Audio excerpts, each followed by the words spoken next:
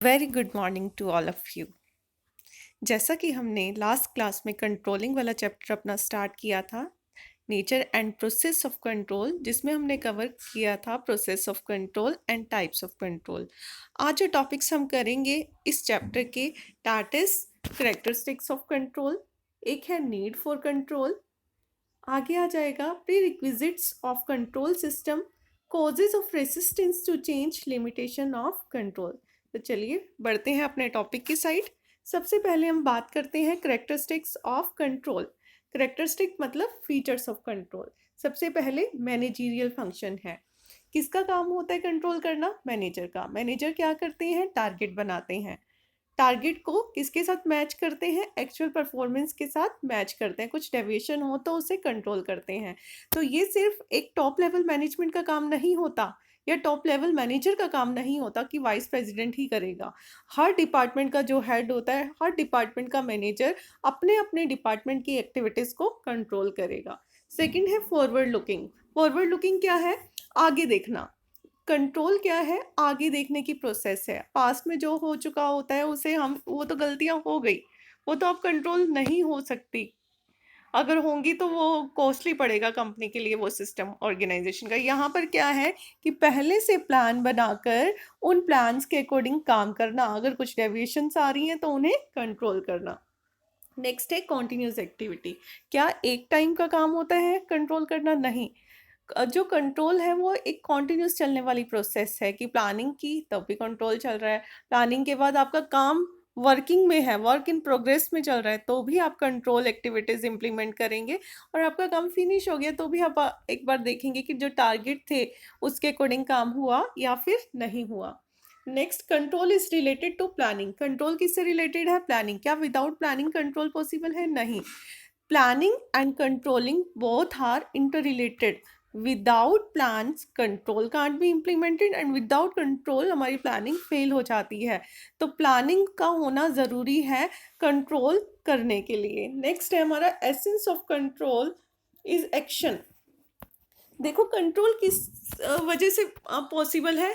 आपने डेविएशंस ढूंढी, उस डेविएशन को कंट्रोल ही नहीं किया, उस डेविएशन पे काम ही नहीं किया, तो कोई फायदा होगा उन डेविएशंस को ढूंढने का? नहीं। तो एक्शन चाहिए, एक्शन लेना पड़ेगा। डेविएशन आई है, प्रॉब्लम्स आई हैं, क्यों आई हैं, उन्हें दूर करने की कोशिश की जाएगी।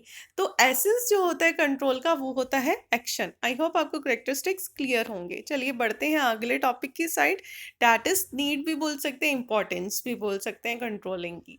फॉर मेजरिंग प्रोग्रेस, देखिए हम क्या करते हैं, ऑर्गेनाइजेशन का ऑब्जेक्टिव सेट करते हैं, फिर हम डिपार्टमेंट का जो टारगेट है वो सेट करते हैं, फिर हम टाइमली चेक करते हैं कि जो हमारा काम चल रहा है वो हमारे टारगेट के अकॉर्डिंग चल रहा है या फिर नहीं चल रहा। तो ये होता है कि हमारे प्रोग्रेस कितनी हुई उसे मेज़र करने के लिए कंट्रोल हेल्पफुल होता है। डेविएशन फाइंड आउट करने के लिए अभी तक हम यही बात कर रहे हैं कि टारगेट सेट करते हैं, एक्चुअल परफॉर्मेंस को मेज़र करते हैं, टारगेट को कंपेयर करते हैं एक्चुअल के साथ, कुछ डेविएशंस आती हैं, फिर वो प्रॉब्लम्स डेविएशन ढूंढने की कोशिश की जाती है कि अगर डिफरेंस आया है तो वो क्यों आया है।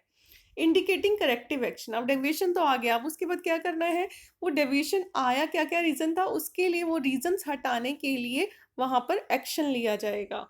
और परफॉर्मेंस को इम्प्रूव करने के लिए भी कंट्रोल की ज़रूरत होती है। कंट्रोल नहीं होगा तो जो हमारा काम है वो बेलगाम घोड़े की तरह हो जाएगा, कि हम चल तो रहे हैं लेकिन डायरेक्शन देने वाला, हम पर चेक रखने वाला कोई नहीं है। तो कंट्रोलिंग बहुत ज़रूरी हो जाती है अगर परफॉर्मेंस को इम्प्रूव करना हो तो।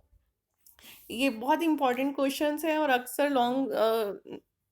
लॉन्ग जो क्वेश्चन बनता है उसमें आपका आता है pre requisites of control system, कि कंट्रोल सिस्टम के लिए क्या ज़रूरी है। सबसे पहले प्लानिंग।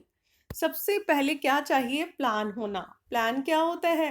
क्या करना है, कैसे करना है, कब करना है, कौन करेगा, ये सब कुछ डिटरमाइन करना, दैट इज प्लानिंग। तो प्लानिंग का होना बहुत ज़रूरी है अगर आपने कंट्रोल प्रोसेस को इम्प्लीमेंट करना है। एक्शन, ठीक है, आपने प्लान भी बना लिया, उसके बाद आपने, प्लान का मतलब हो गया कि आपने टारगेट सेट कर लिया, स्टैंडर्ड सेट कर लिए, उसके बाद आपने एक्चुअल में काम करना शुरू किया। ठीक है, डेविएशन आए, अगर आप उस पर काम ही नहीं करेंगे तो क्या वो कंट्रोल पॉसिबल है? नहीं। तो एक्शन का लेना भी बहुत ज़रूरी है कंट्रोल प्रोसेस को इम्प्लीमेंट करने के लिए। Next, delegation of authority. देखिए, आपने किसी को कोई टारगेट दिया, उस टारगेट को पूरा करने के लिए अगर आप उसे अथॉरिटी नहीं देंगे तो वो अपना काम अच्छे से नहीं कर पाएगा। तो this is the essence of the control, to assign authority to whomsoever you are assigning the target। जिसे आप टारगेट दे रहे हो उसके लिए नेसेसरी हो जाता है कि आप उससे रिलेटेड पावर्स उसे दें कि आप क्या क्या डिसीजन खुद ले सकते हो। तो अथॉरिटी देना भी बहुत ज़रूरी हो जाता है। Prompt flow of information. Next, क्या प्रीरिक्विजिट्स है कि इंफॉर्मेशन कॉन्टिन्यूसली मैनेजर्स तक पहुंचती रहे कि कितना काम हो चुका है, कितने परसेंट हो चुका है, कितना कोई प्रॉब्लम तो नहीं आ रही, कितना अभी बाकी है, क्या हमारे टारगेट टाइम जितना हमने सेट किया हुआ है डेडलाइन तब तक काम कंप्लीट हो जाएगा, नहीं हो पाएगा तो क्यों नहीं हो पाएगा, क्या वर्कर्स को जैसे कि अगर कोई टाइम से पहले हमने कोई ऑर्डर पूरा करके देना है, कुछ ओवर टाइम कराना है, तो ये सारी चीज़ें ध्यान में रखनी है। और इसके लिए क्या है, एक प्रॉम्प्ट इंफॉर्मेशन सिस्टम का होना ज़रूरी है कंपनी में। आई होप आपको ये पॉइंट्स भी क्लियर हुए होंगे। अब आगे बात करते हैं causes of resistance to change. जब भी कोई चेंज होता है, जनरली अगर सोसाइटी में भी कोई चेंज होता है ना, तो पहले तो लोग उसके अगेंस्ट हो जाते हैं कि इजीली चेंज को एक्सेप्ट नहीं कर पाते। यहाँ पर हम क्या कर रहे हैं, कंट्रोलिंग सिस्टम इम्प्लीमेंट कर रहे हैं ऑर्गेनाइजेशन के अंदर। तो यहाँ पर एम्प्लॉयज़ चेंज के अगेंस्ट क्यों हो जाते हैं, उन कारणों को हम डिस्कस करेंगे। सबसे पहले, कर्व ऑन फ्रीडम। लोगों की आज़ादी पर रोक लग जाती है। क्यों? क्योंकि उनके लिए टारगेट सेट है। उन्हें डर रहता है कि जो मैं फ्रीडमली अपनी मर्जी से कर रहा था, अब मैं वो नहीं कर पाऊंगा क्योंकि मेरे ऊपर कोई ना कोई कंट्रोलिंग सिस्टम काम कर रहा है, जिसकी वजह से क्या होता है, वो अगेंस्ट हो जाते हैं इस के कंट्रोलिंग सिस्टम के। Next, cut on creativity and innovation. Creativity क्या होता है, जो आपके दिमाग में आता है उसे एक क्रिएटिव आइडिया जो भी कुछ आया उसे अपने अकॉर्डिंग करना, ठीक है। और इनोवेशन क्या होता है, कुछ भी नया चेंज लाना है तो उसके लिए क्रिएटिविटी की ज़रूरत है।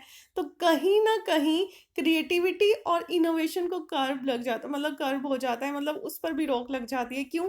क्योंकि आपके पास टारगेट है, आप वो टारगेट अचीव करने के चक्कर में अपनी क्रिएटिविटी और इनोवेशन का यूज़ नहीं कर पाओगे, जिसकी वजह से कहीं ना कहीं ये भी कंट्रोल सिस्टम के लिए एक रेसिस्टेंस बनती है। Next, fear of discrimination.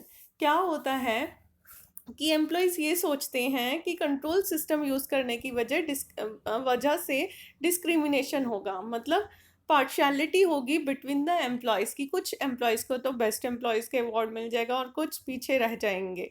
तो इस डर की वजह से भी वो कंट्रोल सिस्टम को एक्सेप्ट नहीं कर पाते। Next, rigid control. अब कंट्रोल के अंदर क्या होता है, प्रॉपर रूल्स रेगुलेशन फॉलो करने ही करने होते हैं, रिजिड सिस्टम होता है। तो रिजिडिटी की वजह से भी एम्प्लॉयज़ कंट्रोल सिस्टम को एक्सेप्ट नहीं कर पाते। नेक्स्ट, शॉर्टकमिंग इन इवेल्युएशन सिस्टम। इवेल्युएट किसे कर रहे हैं, एम्प्लॉयज़ की परफॉर्मेंस को। किसके साथ इवेल्युएट कर रहे हैं, टारगेट्स के साथ। किसको कर रहे हैं, एक्चुअल परफॉर्मेंस को। कई बार ये इवेल्युएशन सिस्टम ही फॉल्टी होता है, जिसकी वजह से जो एम्प्लॉयज़ हैं वो अगेंस्ट हो जाते हैं कंट्रोल सिस्टम के। Next, against self control. Generally हम ये मानकर चलते हैं कि अगर हम किसी को काम कर रहे हैं तो वो अपने काम के लिए खुद ही रिस्पॉन्सिबल होगा, लेकिन अगर हम वहाँ पर कंट्रोल सिस्टम इम्प्लीमेंट कर दें, ठीक है, अगर हम वहाँ पर कंट्रोल सिस्टम इम्प्लीमेंट कर दें तो क्या कौन रिस्पॉन्सिबल होगा उसके लिए? तो वो जो सेल्फ कंट्रोल वाला चक्कर था ना, वो ख़त्म ही हो जाएगा कि बंदा खुद अपने ऊपर कंट्रोल नहीं रखेगा। उसे पता है कि मेरे पास एक एक्सटर्नल पावर है जो मेरे को कंट्रोल कर रही है। एक्सटर्नल पावर जो भी कंपनी की अथॉरिटी है वो कंट्रोल कर रही है, तो मेरे को रखने की ज़रूरत नहीं है। तो ये भी कई रीजंस हैं जिसकी वजह से जो चेंज सिस्टम जो हम अपने ऑर्गेनाइजेशन में एक कंट्रोल सिस्टम इम्प्लीमेंट करना जा रहे हैं उसके अगेंस्ट हो जाते हैं एम्प्लॉयज़। आई होप ये क्लियर होगा। ये भी इम्पॉर्टेंट टॉपिक है, ये भी आपका जो लॉन्ग क्वेश्चंस होते हैं उसमें आता है। नेक्स्ट हमारा हम लास्ट टॉपिक करते हैं आज का, that is limitation of control, कि क्या क्या लिमिटेशंस होंगी। Next, influence of external factor. हमने टारगेट तो सेट कर लिए, वो टारगेट्स जो सेट किए हैं वो इंटरनल फैक्टर्स की बजाय, एम्प्लॉय की परफॉर्मेंस की बजाय एक्सटर्नल फैक्टर से भी इम्पैक्ट होते हैं, जैसे गवर्नमेंट पॉलिसी हो गई, गवर्नमेंट रूल रेगुलेशन हो गई, जिसकी वजह से भी हमारे कई बार टारगेट अचीव नहीं हो पाते। नेक्स्ट, कंट्रोल सिस्टम इम्प्लीमेंट करना एक्सपेंसिव होता है कंपनी के लिए, क्योंकि कंट्रोल सिस्टम इम्प्लीमेंट करोगे, कोई ना कोई सुपरवाइजर रखोगे, इवेलुएटर रखोगे, अलग अलग टेक्निक्स यूज़ करोगे कंट्रोलिंग की, उसे कंट्रोल करने के लिए आप अपनी एक्टिविटी को, डिपार्टमेंट्स की, तो वो एक एक्सपेंसिव टास्क हो जाती है। Lack of satisfactory standard. हमने स्टैंडर्ड तो सेट कर दिए, क्वांटिटेटिव भी और क्वालिटेटिव भी, लेकिन वो सेटिस्फैक्टरी नहीं थे। आपने स्टैंडर्ड सेट कर दिए बिना सोचे समझे, स्टैंडर्ड सेट कर दिया, आपके पास कोई क्राइटेरिया नहीं था, जिस क्राइटेरिया के बेस पर आपने स्टैंडर्ड सेट किए, जिसकी वजह से क्या आया, प्रॉब्लम आई कंट्रोल सिस्टम इम्प्लीमेंट करने में। नेक्स्ट है ऑपोजिशन फ्रॉम सबॉर्डिनेट। जैसा कि अभी अभी लास्ट टॉपिक जो हमने करा, रेसिस्टेंस टू कंट्रोल, कि जो सबॉर्डिनेट है वो साथ नहीं देते आपका कंट्रोल सिस्टम इम्प्लीमेंट करने में, जो कि एक बहुत बड़ी लिमिटेशन हो जाती है कंट्रोलिंग सिस्टम की। उन्हें लगता है कि हमारे साथ पार्शियलिटी होगी, हम अपनी क्रिएटिविटी, इनोवेशन का अच्छे से यूज़ नहीं कर सकेंगे, ये जो सिस्टम होगा वो रिजिड होगा, ये जो सिस्टम होगा ये इनडायरेक्टली एक डिस्क्रिमिनेशन का काम करेगा बिटवीन द एम्प्लॉयज, तो एक लिमिटेशन बनकर रह जाता है यहाँ पर। तो ये जो है, ये कुछ लिमिटेशंस थी हमारी कंट्रोल सिस्टम की।